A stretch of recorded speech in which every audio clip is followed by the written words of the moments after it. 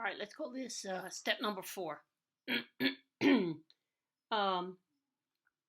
What we've been doing so far is something along the lines of this. U, which varies as a function of x and t, is the sum over little m running from minus infinity to plus infinity of our expansion coefficients times e to the I k m x. And there's different ways that this can be written. If you're in spherical coordinates, this will be a lambda kind of thing for longitude, and you might not have little k in there. So you're going to see different ways that this is written. But now let's think about the fact that we can't have an infinite expansion, which means we have a finite expansion, which means we're going to truncate the series expansion here. So instead, we're going to have the sum over little m equals minus some number, we'll call it capital M, to plus m of the same stuff, e to the I m k x. So as far as capital M is concerned, you decide the value of capital M, and it'll depend on how much truncation you want, what the problem is that you're looking at, and how much computing capacity you have available. But now we have a truncated expansion. And as you remember, any function can be written as a sum of things like this, but sometimes it'll take an infinite sum. As soon as you start working with a finite sum, you start to get a little bit of truncation error. If we think about this creature, if we go from m equals 1 to capital M, that gives you m, whoops, that's not how you spell m.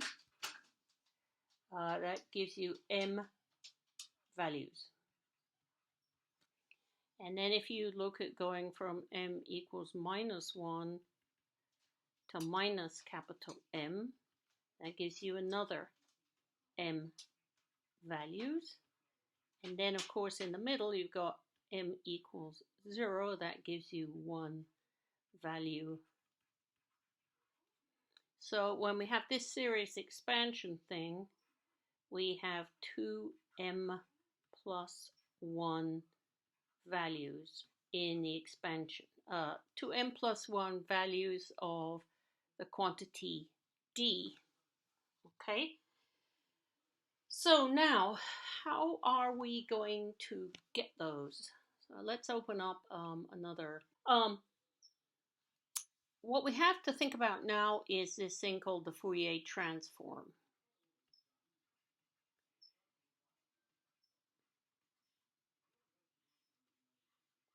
And just for fun, let's call that ft. Okay? So suppose that we have, I've written this in terms of temperatures. They're just slightly more meaningful to me than U's and so on and so forth. So let's think now about temperatures. So we have an expansion from minus m to plus m of weights, T sub m. It's a function of time, e to the I m k x.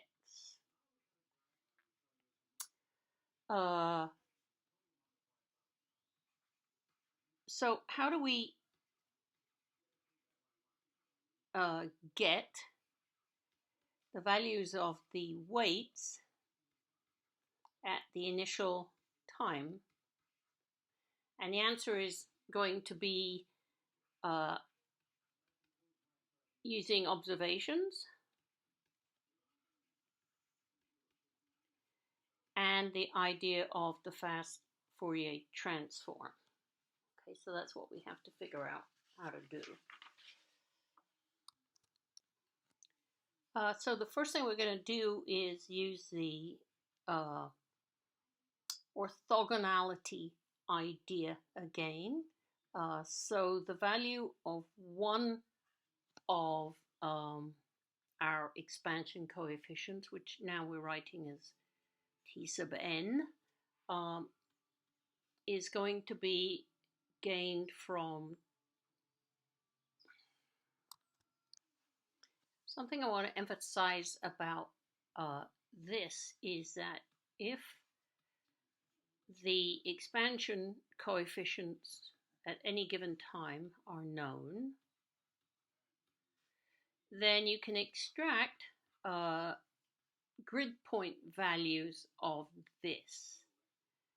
You can extract the values of temperature at grid points. So we can extract values of the thing that we care about, T, at grid points, given by x plus delta x, x plus 2 delta x, etc., just as we did during finite differencing. If you know the values of the expansion coefficients, all you got to do is put the x's in there, and then out come the value of temperatures. That might be a little bit tedious to do, and so we use a Fourier transform to do this for us. In other words, we would use the Fourier transform to take the spectral result, or the spectral representation of temperature, to some kind of a grid point representation of the data. The thing about Fourier transforms is that they go in two directions. So we could use a Fourier transform to take us from the spectral values, this stuff up here, to grid point values. But we can also use a Fourier transform to go from grid point values to spectral values.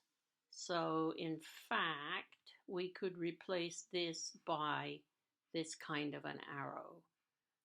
So one of those procedures is called a Fourier transform, and the other one is called an inverse Fourier transform. And needless to say, I can never remember which is which, but that's not really a problem in practice. So we can put this idea into use to get the initial expansion coefficients, T sub m, for example. So we have T of x at t equals 0 is equal to the sum over little m, the sum over m of T sub m at time 0 e to the I mkx. And so the data is somehow going to be put into the left-hand side. I guess we know those values. And then we're going to extract this one at a time via the property of orthogonality.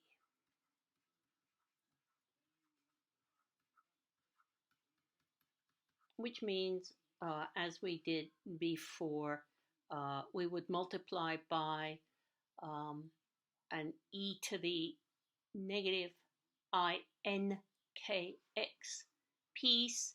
We would integrate, and when m is equal to n, we extract out the value of the initial t sub n in that case. So that's kind of fussy to do, and the thing of it is that the Fourier transform does this for us. So let's now get a bit more practical and see what happens if you use a Fourier transform routine in some code. I'm sure Python has this, MATLAB has it. There are Fortran libraries to do this for you. So let's see how that part works. Let's call this using a Fourier transform black box approach.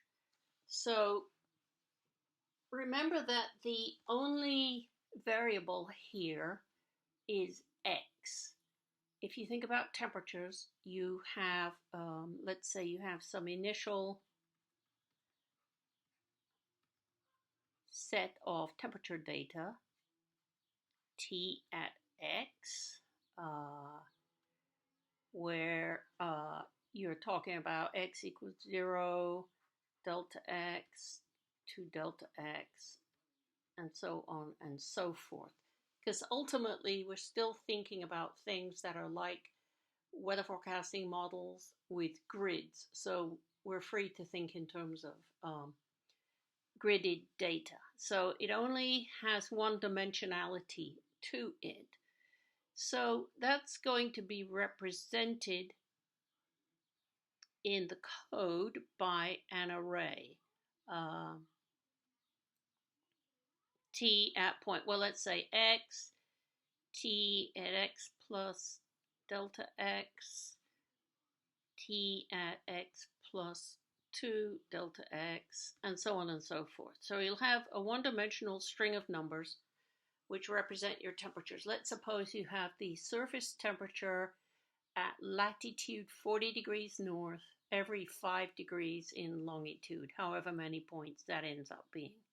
So you have a one-dimensional array of those numbers, and that gets put into your your Fourier transform routine, and output from it is an array of expansion coefficients, t sub 0, t1, t minus 1, t2, t minus 2, and so on and so forth. Okay, so you've got data in and weights out. And then if you know what the weights are, then you know what the recomputed value of temperature as a function of x is for this time step. So I've done this in the past. Whenever I do this, I can never remember how things work. So you gin up some real data or some fake data where you know what the answer is, put that into the Fourier transform routine, and make sure these numbers coming out are things that you understand. Okay, and you'll also have to deal with the shortest wave,